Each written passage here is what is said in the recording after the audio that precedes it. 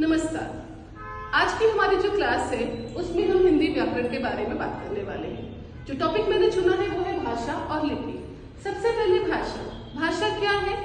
भाषा हमारे विचारों की अभिव्यक्ति है। भाषा वो माध्यम है जिसके द्वारा हम अपने विचारों को दूसरों तक पहुंचाते हैं। तो इसका हमारी जो परिभाषा हो जाएगी वो होगी, भाषा एक ऐसा माध्यम है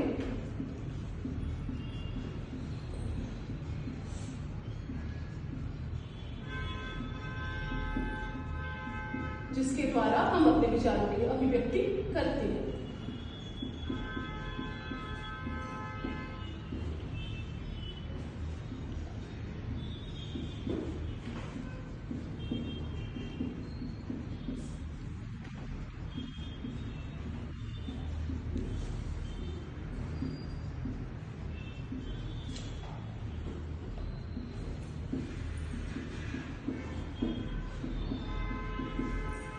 अभी भाषा क्या है? भाषा ऐसा माध्यम है जिसके द्वारा हम विचारों की अभिव्यक्ति करते हैं। भाषा को हम दो रूपों में बांटते हैं। भाषा के दो रूप हैं, मौखिक एवं लिखित। मौखिक आप इसके शब्द से ही समझ पाएंगे, मौखिक यानी मुंह से निकलने वाला, और दूसरा है हमारा लिखित यानी लिख कर करने वाला। अब मौखिक में हमारा दो आ जाएगा, एक बोलकर और दूसरा सुनकर।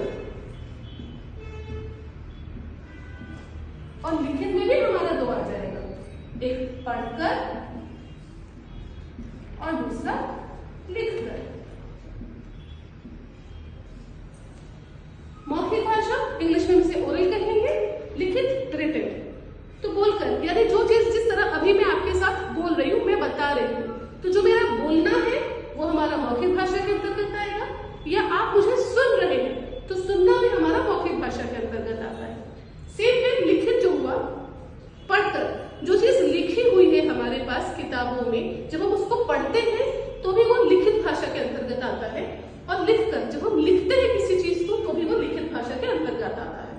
तो भाषा के दो रूप में, मौखिक और लिखित। मौखिक में हमारा बोलकर सुनकर दोनों आएगा, और लिखित में हमारा पढ़कर और लिखकर दोनों आएगा।